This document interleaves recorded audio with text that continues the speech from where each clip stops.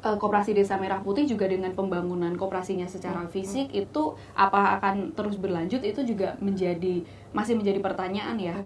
Kalau misalnya kita bandingkan dengan pertumbuhan konsumsi masyarakat yang dia menjadi salah satu kontributor terkuat ekonomi, pertumbuhannya cuma sekitar 5,5, artinya pun lebih rendah dari pertumbuhan ekonomi nasional, lebih rendah juga dari belanja pemerintah. Yang juga menjadi pertanyaan orang adalah, terus belanja pemerintah yang tinggi ini ngefek nggak sih ke masyarakat? Yang sudah bekerja 1 jam dalam 1 minggu itu sudah dinilai sebagai orang yang bekerja, bukan pengangguran, gitu. Bukan pengangguran.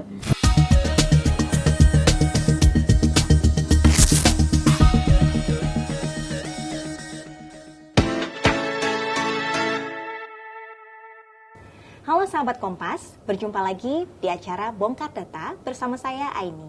Pada episode kali ini kita akan membahas terkait dengan kondisi ekonomi Indonesia dan juga kondisi lapangan pekerjaan di Indonesia. Nah, sudah ada bersama saya 2 peneliti dari Litbang Kompas, ada Mbak Agustina Purwanti dan juga Mbak Dewi Pancawati. Nah, menurut rilis BPS pada tanggal 5 Mei lalu, BPS mengumumkan bahwa pertumbuhan ekonomi Indonesia sebesar 5,61%. Angka ini menjadi angka yang perlu kita apresiasi karena angka ini merupakan angka tertinggi selama 13 triwulan terakhir. Nah, terkait dengan rilis BPS yang tadi ya, apakah dengan tingginya angka pertumbuhan ekonomi Indonesia ini bisa kita jadikan pijakan untuk pertumbuhan ekonomi berikutnya? Iya, menarik ya Mbak Aini. Tadi Mbak Aini sudah mention bahwa ini sebuah catatan yang perlu kita apresiasi di tengah gejolak dunia yang kita tahu lah ya, huru-haranya di mana-mana gitu. Kalau bisa dibilang pijakan, mungkin iya, karena kita tahu di pemerintahan sekarang punya cita-cita yang cukup besar gitu ya. Salah satunya untuk mencapai pertumbuhan ekonomi 8%. Dan kalau berbicara soal angka 5,61% di triwulan pertama ini sebenarnya bisa diprediksi ya angkanya akan lumayan tinggi, karena berbicara pertumbuhan ekonomi triwulan pertama tahun ini tuh akan dibandingkan dengan triwulan pertama 2025 karena dia tahunan kan. Saat itu angka pertumbuhan kala itu cuma di angka 4,8, artinya low base effect kalau di ekonomi ya disebutnya. Artinya ketika pertumbuhan saat itu rendah, diprediksi pertumbuhan berikutnya akan lebih tinggi, itu iya. Hanya memang kalau bisa dibilang agak beyond expectation gitu ya, karena angkanya 5,6, agaknya kita pasti gembira tadi di tengah situasi seperti ini, tapi agak mengagetkan juga gitu ya. Nanti kita akan bicarakan lebih lanjut, tetapi angka yang relatif tinggi itu diprediksi beberapa ekonom waktu itu memprediksinya di angka 5,3, ada juga yang memprediksi di angka 5,4. Kenapa? Tadi selain karena low base effect, juga karena di triwulan pertama ini tuh kita tahu bersama-sama bahwa banyak perayaan itu ngumpul di triwulan pertama. Waktu itu Ramadan, Lebaran di triwulan pertama ya, bulan Maret. Kemudian ada juga Hari Raya Nyepi juga ada di bulan Maret. Kemudian perayaan Imlek juga di bulan Maret. Kenapa akhirnya diprediksi pertumbuhan ekonomi itu bisa lebih tinggi ya? Karena itu tadi banyak perayaan sehingga diprediksikan konsumsi masyarakat meningkat. Sebagaimana yang kita tahu, pertumbuhan ekonomi atau ekonomi kita itu kan salah satunya penopang terbesarnya adalah dari masyarakat, sehingga ketika ada perayaan-perayaan yang di situ melibatkan masyarakat, misalnya Lebaran dengan mudiknya, ya meskipun kita tahu situasi kemarin juga mudik nggak terlalu ramai seperti biasanya, tetapi aktivitas-aktivitas itu yang diprediksi memboost juga ekonomi, menjadi booster ekonomi kita. Ya, hanya tadi kalau angkanya 5,6 itu cukup mengejutkan ya sebenarnya, karena terlampau tinggi gitu. Meskipun dalam rilisnya tadi Mbak Aini juga mention, BPS yang merilis gitu ya, menyebutkan bahwa pendorongnya itu salah satunya ada dari belanja pemerintah gitu ya, yang kita juga cukup terkejut karena angkanya tinggi pertumbuhannya di angka 21% gitu ya, sementara pertumbuhan nasional kita cuma 5,6 gitu ya. Ya bukan cuma, itu lumayan tinggi juga gitu. Tetapi pertumbuhan ekonomi dari belanja pemerintah itu kan sebelum-sebelumnya itu hanya di kisaran mungkin 5 atau 7%, atau pernah juga di angka 10% gitu, tetapi di angka 21% itu kan lumayan tinggi gitu ya. Dan itu didorong oleh beberapa belanja pemerintah, misalnya menurut penjelasan dari BPS ya, terkait dengan beberapa program yang memang dicanangkan oleh pemerintah yang disebutkan itu menjadi salah satu pendorong ekonomi tadi gitu. Misalnya seperti program MBG yang kemudian diikuti dengan pembangunan SPPG di mana-mana. Kemudian juga ada beberapa program seperti Koperasi Desa Merah Putih, di situ juga diikuti dengan pembangunan koperasi secara fisik. Nah, itu yang menjadi salah satu pendorong dari ekonomi kita di triwulan ini, kira-kira seperti itu. Oke, jadi pemicunya ada di momentum perayaan dan juga ada belanja pemerintah yang turut berkontribusi terhadap pertumbuhan ekonomi Indonesia. Yes, nah, kalau melihat dari konsumsi belanja pemerintah ini sendiri dalam ekonomi kan CIG/X-M ya. Kalau G ini sendiri, itu pertumbuhannya kan 21%. Apakah pertumbuhan ini dirasa akan berlanjut gitu dengan pertumbuhan yang cukup tinggi dari pengeluaran pemerintah itu sendiri atau seperti apa? Dan efeknya bagaimana nih ke pertumbuhan ekonomi Indonesia? Yes, benar. Sebenarnya ketika pemerintah memang dari belanjanya itu memang bisa dibilang berperan ke ekonomi dan memang baiknya berperan gitu ya. Tetapi mungkin yang kalau kita berbicara kemudian seperti apa, ya di tengah situasi dunia yang masih belum ada kepastian gitu, ekonomi domestik yang menguat itu sebenarnya baik. Salah satunya didorong oleh pertumbuhan dari belanja pemerintah. Tetapi yang menjadi pertanyaan adalah apakah kita mampu untuk itu berlangsung terus gitu. Karena yang pertama misalnya tadi faktor pendorongnya adalah program MBG dengan pembangunan SPPG. Kalau dari catatan yang coba saya kumpulkan ya, SPPG itu dinilai bisa memberikan kontribusi atau bisa menyalurkan MBG kepada 82,9 juta penerima kan targetnya, itu dengan pembangunan 30.000 SPPG. Sementara sampai akhir tahun lalu, Desember 2025 itu menurut catatan dari BGN gitu ya, sudah ada 19.000 SPPG yang terbangun. Artinya untuk mencapai ke 30.000 itu butuh 11.000 lagi. Nah, menurut catatan juga yang BPS sampaikan dalam rilisnya, di triwulan pertama ini kan juga sudah terbangun sekitar 6.000 SPPG. Artinya in total tuh sudah ada 25.000. Untuk mencapai 30.000 kan tinggal 5.000. Nah, kalau di triwulan pertama aja bisa membangun 6.000, kalau misalnya di triwulan kedua juga bisa membangun 5.000 itu secara penuh, habis itu udah belanja apalagi yang bisa untuk membooster itu salah satunya ya. Meskipun belanja pemerintah kan ada banyak, tetapi salah satu yang menjadi prioritas sekarang kan itu. Soal Koperasi Desa Merah Putih juga dengan pembangunan koperasinya secara fisik itu apa akan terus berlanjut itu juga masih menjadi pertanyaan ya. Kemudian yang menjadi tantangan berikutnya adalah soal APBN kita sendiri. Kalau memang belanja pemerintah ini menjadi salah satu komponen yang akan digunakan untuk mendorong ekonomi itu lebih tinggi gitu ya.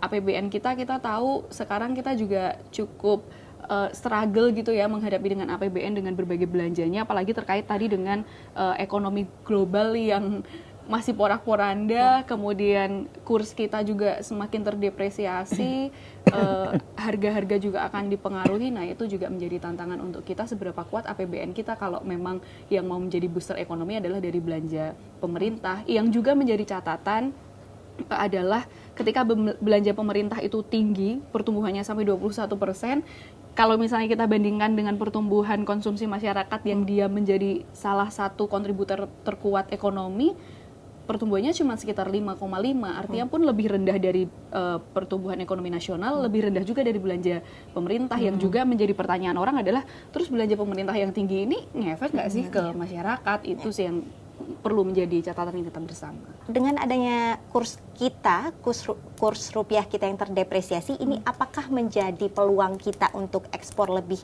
tinggi lagi atau seperti apa ini? Ya benar, sebenarnya menariknya itu ya Mbak ya, ketika rupiah kita terdepresiasi di lain sisi memang menjadi soal. Tetapi pada satu sisi sebenarnya bisa kita lihat sebagai peluang untuk, karena harga di negara kita kan dilihat murah oleh negara lain begitu ya. Itu iya, tetapi persoalannya adalah apakah negara lain juga siap untuk membeli misalnya produk-produk dari Indonesia. Karena kalau misalnya kita lihat, iya situasi sekarang ini kan menjadi guncangan juga bukan cuma buat Indonesia ya, tapi buat negara lain. Kalau misalnya dicek di beberapa catatan juga, negara mitra Indonesia itu kan ada banyak. Beberapa yang terbesar adalah seperti Cina dan US misalnya. Itu kalau dilihat dari catatan pertumbuhan ekonominya itu memang naik begitu ya, sehingga seharusnya tidak menjadi kekhawatiran karena mereka kinerja ekonominya baik, sehingga ekspor dari kita mestinya juga baik. Tetapi kan ini goncangan juga di mana-mana. Dan kita juga bersaing dengan negara-negara lain yang misalnya kalau berbicara ekspor, salah satu produk ekspor yang cukup kuat dari Indonesia itu adalah misalnya tekstil. Sementara kita tahu ya, tekstil itu kan menjadi pembahasan di mana-mana, lagi kolaps juga misalnya. Maksudnya sedang bertatih untuk terus bisa bertumbuh, dan kita juga bersaing dengan negara-negara lain yang mereka makin expand nih industrinya, misalnya seperti dengan Vietnam, misalnya India atau Bangladesh. Nah, menjadi tidak mudah juga gitu. Di satu sisi memang kita bisa melihat ini sebagai peluang. Tantangan berikutnya adalah seberapa mampu kita untuk mencari peluang-peluang itu, misalnya ekspor. Kita selalu bilang kalau misalnya satu pasar stuck ya kita coba cari pasar yang lain, tetapi kan kita juga bersaing ya dengan negara-negara lain. Itu yang juga perlu menjadi catatan juga sih. Kalau menurut catatan BPS, rilis BPS di tanggal 5 Mei kemarin, justru statistiknya membaik. Lapangan pekerjaan di Indonesia cukup baik, tapi kira-kira apakah hal ini sudah dibarengi dengan perbaikan pada indikator ketenaga kerjaan lainnya, atau seperti apa ini Mbak Dewi? Terkait ketenaga kerjaan ini juga positif gitu ya, angkanya, nilainya positif gitu, karena bisa kita lihat dari penyerapan tenaga kerja itu di selama kurang lebih 1 tahun ini ya, antara dari Februari 2025 ke Februari 26 ini sekitar 1,8,9 juta lah itu terserap ya, tenaga kerja baru terserap. Kemudian tingkat pengangguran juga menurun. Nah, ini suatu tren yang positif, karena seperti angka pengangguran ini kan trennya setelah 5 tahun terakhir juga menurun terus ya. Ini masih menyisakan persoalan gitu ya, karena yang terserap atau pengangguran yang menurun ini sektor-sektor informal ternyata ya, tenaga kerja yang banyak terserap itu gitu.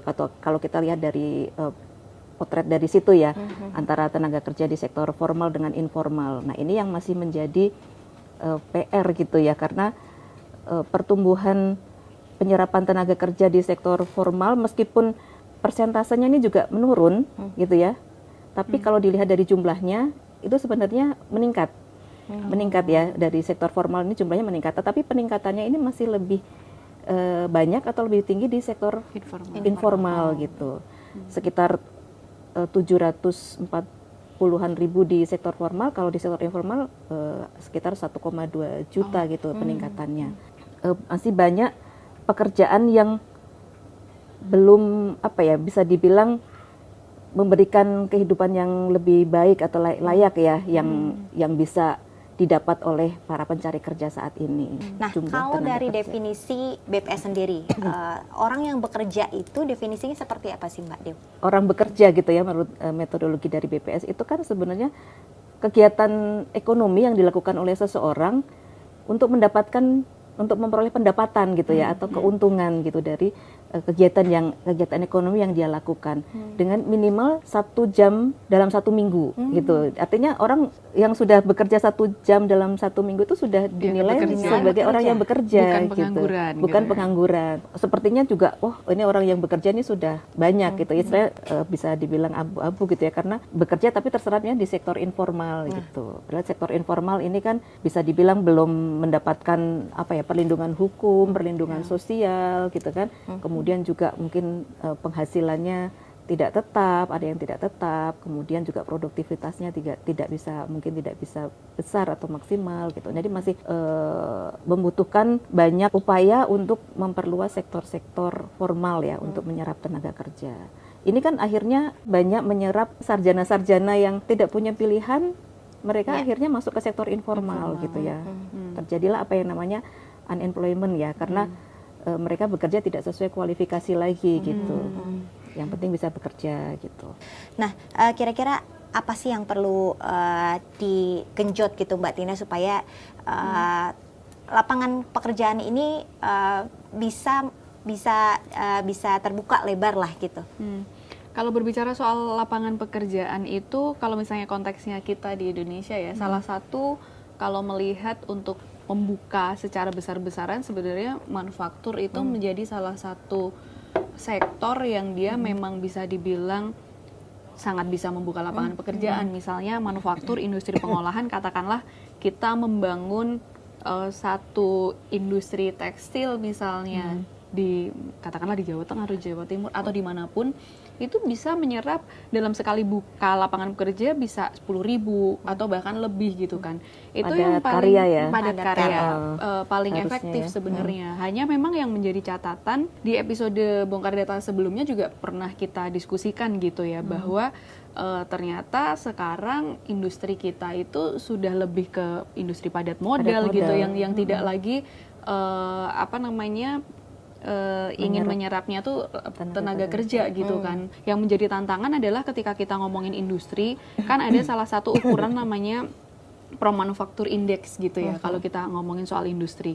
Nah, di Indonesia ini awal tahun ini tuh fluktuatif ya, dari waktu ke waktu selalu fluktuatif, tetapi kalau di awal tahun ini tuh kecenderungannya tuh malah menurun gitu, karena kalau misalnya kita bicara di bulan Januari itu ada di angka 52,6 PMI manufaktur gitu ya. Sempat naik di bulan Februari 53,8, tetapi di Maret itu dia turun lumayan drastis ya, menjadi 50,1 ya. Itu tidak bisa kita lepaskan dari apa yang terjadi pada dunia, bahwa situasinya sedang bergejolak itu terkait dengan permintaannya, kemudian penyerapan tenaga kerjanya itu. Dan ketika di bulan April kita sudah masuk ke Mei gitu ya, meskipun kalau berbicara triwulan pertama kan berhenti di Maret gitu, tetapi di April juga kalau kita lihat angkanya semakin turun di 49,1 gitu. Jadi ini kan sebuah tanda bahwa manufaktur yang mestinya bisa menjadi salah satu sektor membantu menciptakan lapangan pekerjaan sedang di tengah ancaman juga gitu. Dan kalau tadi misalnya aku ngomong soal bersaing juga dengan negara lain, ketika sama-sama ngomongin PMI gitu ya, itu di negara lain tuh justru lebih tinggi. Misalnya kalau tadi aku sebutkan Vietnam, itu dia di angka 50,5 ketika kita di angka 49. Artinya memang mereka secara industri memang masih lebih kuat dibandingkan kita. Nah, jadi kita tuh sedang dihimpit banyak hal gitu ya. Ya ada juga kan kalau dalam komponen ekonomi itu adalah investasi. Investasi bisa menjadi salah satu booster juga untuk ekonomi, dan juga bisa menjadi booster untuk menciptakan lapangan pekerjaan. Karena biasanya investasi dia bentuknya industri atau investasi lapangan pekerjaan apapun gitu. Masalahnya, ironinya adalah investasi memang naik, tetapi penyerapan tenaga kerjanya juga makin sedikit gitu loh, tidak berjalan beriringan gitu, justru semakin melebar perbedaannya gitu kan. Artinya investasi yang masuk pun belum mampu juga untuk dia menciptakan lapangan pekerjaan itu sendiri. Jadi dia padat modal ya? Iya, dan lebih fokus ke padat modal, sehingga akhirnya yang terjadi ya seperti yang Mbak Dewi tadi bilang larinya ke informal, dan bahkan mereka yang lulusan sarjana pun sudah mencoba untuk menaikkan kapasitas dirinya, tetapi lapangannya tidak siap, sehingga ya itu tadi masuknya ke sektor informal dengan berbagai tantangannya ya, karena tadi belum punya pendapatan yang mungkin bisa dibilang tetap, kemudian dengan berbagai jaminannya. Kalau kita mau menciptakan lapangan pekerjaan, kita pengen membooster manufaktur juga, tetapi kita justru sedang di situasi deindustrialisasi. Ya mungkin bisa juga kita mencoba menciptakan lapangan pekerjaan dari sektor-sektor yang lainnya ya, karena kan sektor ekonomi banyak, misalnya pertanian ya. Tapi kalau misalnya pertanian itu kan sangat primer, nanti akan masuk lagi ke informal dengan berbagai tantangan pekerja informal lainnya juga. Atau misalnya ketika tadi konteksnya MBG kemudian SPPG itu kan cukup mendorong juga ekonomi di sektor akomodasi makan dan minum gitu ya, yang biasanya hanya disupport oleh kinerja perhotelan gitu, tetapi sekarang banyak disupport juga oleh program-program pemerintah itu. Tetapi ya lagi-lagi itu bukan pekerja formal gitu, sehingga memang masih menjadi tantangan untuk semuanya sih gitu. Siap. Nah, kalau ke depan nih Mbak Dewi, kira-kira seperti apa sih optimisme lapangan pekerjaan ke depan? Apakah ada menurut survei akan positif atau negatif, atau seperti apa terkait dengan tingkat optimisme ke depan terkait lapangan pekerjaan ini? Masyarakat mengharapkan banyak investor masuk, kemudian dibangun industri, menyerap banyak tenaga kerja, gitu kan, lapangan kerja jadi terbuka, mencari kerja jadi mudah, dalam arti mencari kerja yang layak gitu ya. Nah ini kan ternyata tidak seperti itu ya yang terjadi gitu ya, malah terjadi penurunan gitu ya.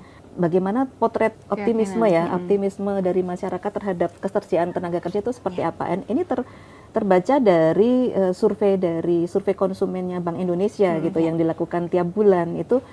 Pada bulan Maret ini terjadi penurunan terkait dengan indeks ketersediaan lapangan kerja ya. Terjadi penurunan dari bulan Februari ke bulan Maret. Nah, itu dari sekitar 110 menjadi 107. Ini apa ya, sebagai potret bahwa sinyal awal bahwa mulai gelisah, pesimis gitu ya terhadap ketersediaan lapangan kerja gitu.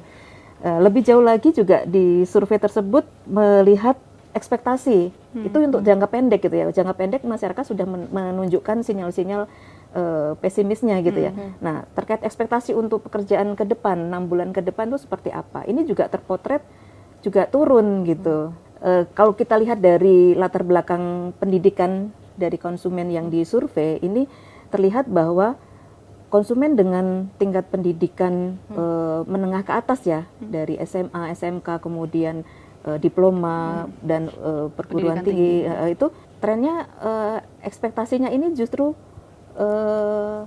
melemah juga ya? Untuk mendapatkan pekerjaan. Bahwa kalau kita lihat dari kategori usia itu justru terlihat di yang paling tinggi itu penurunan itu di usia-usia kalangan muda, usia-usia produktif gitu kan. Karena juga di samping itu kan sudah melihat kondisi gejolak ekonomi global dan sebagainya, kemudian juga banyaknya PHK gitu ya. Nah, tadi industri yang diharapkan semakin bertambah kan justru malah banyak mungkin yang industri atau mereka lebih stagnan atau malah mengurangi tenaga kerjanya, tidak melakukan perekrutan gitu ya. Nah, ini kan menjadi tantangan besar bagi tenaga-tenaga kerja baru yang ya apalagi bagi lulusan-lulusan sarjana ya, karena itu kan kalau menurut data dari Kemendikti Saintek itu kan lulusan itu per tahun sekitar 1,9 juta. Sementara pertumbuhan kenaikan penyerapan di sektor informal itu hanya kecil, hanya sekitar 1 juta ya. Itu potret dari 2004 ke 2005. Artinya masih ada 1 juta juga nih yang nggak terserap. Akhirnya mungkin tadi terkait dengan MBG, koperasi ini kan sekarang lagi ya? dibuka posisi manajer di koperasi Desa Merah Putih ya.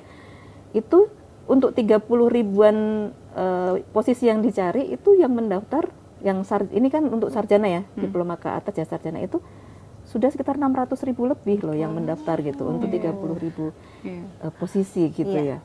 Nah, ini ya gambarannya seperti itulah, semakin sulit membuktikan bahwa mencari pekerjaan, kelihatan bahwa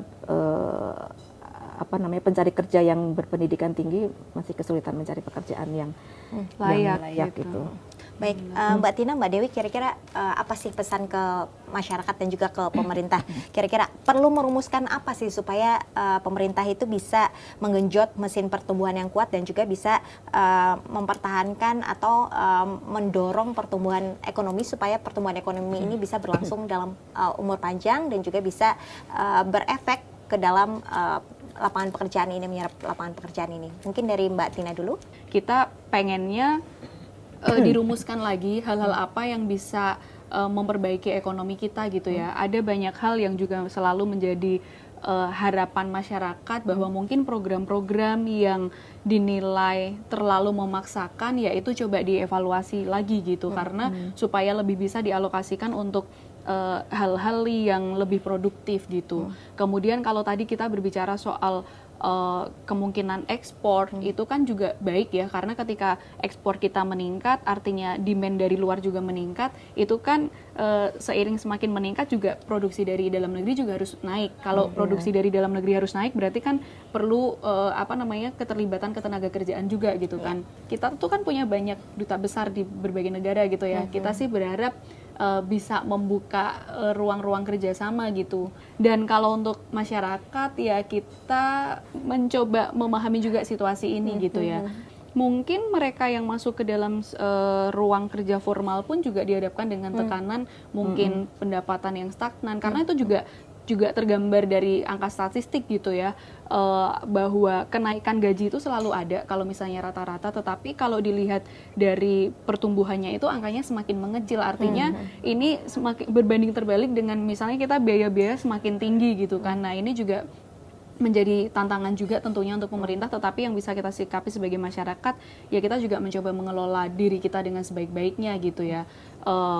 Belanja tetap harus belanja, karena kalau kita nggak belanja itu ekonomi juga akan penuh tantangan, nggak bergerak gitu ya. Tetapi belanjanya juga harus selektif sesuai dengan kebutuhan gitu, dan kita juga tentu tadi ngomongin soal lapangan pekerjaan. Yang selalu diingat adalah ketika di pemerintahan saat ini adalah di awal kan sangat dijanjikan 19 juta lapangan pekerjaan gitu ya, tetapi yang cukup satir sebenarnya ketika masyarakat bilang bukannya lapangan pekerjaan yang tercipta, malah sekarang banyak lapangan padel gitu. Nah ini mungkin satir, tetapi ini fakta juga gitu kan, bahwa makin di mana-mana ya banyak lapangan padel juga artinya banyak orang butuh spend ke situ, yang sebenarnya juga harus berhadapan dengan belanja-belanja lainnya yang juga sebenarnya primer gitu ya. Kalau dari Mbak Dewi sendiri, apa pesan ke pemerintah? Ini kayaknya sudah diborong Mbak Tina nih, panjang lebar ya. Berharap juga pertumbuhan ekonominya nanti ke depan nggak hanya kan ditopang oleh momentum-momentum ini tadi ya, ke depan mudah-mudahan lebih baik, dan mudah-mudahan juga pertumbuhan ekonomi yang lebih baik ini didorong juga oleh adanya tumbuhnya lapangan pekerjaan yang semakin banyak ya. Kemudian juga memperkuat bahwa pekerjaan itu bisa yang meningkatkan produktivitas, kemudian juga memberikan upah yang baik gitu ya, dan juga adanya perlindungan gitu ya kepada tenaga kerja gitu. Baik, sahabat Kompas dapat membaca tulisan-tulisan Mbak Dewi dan juga Mbak Tina hanya di kompas.id. Baik, terima kasih sekali lagi Mbak Dewi, Mbak Tina atas diskusinya, cukup menarik sekali dan banyak insight yang dapat kita temukan bersama. Dan sampai jumpa sahabat Kompas.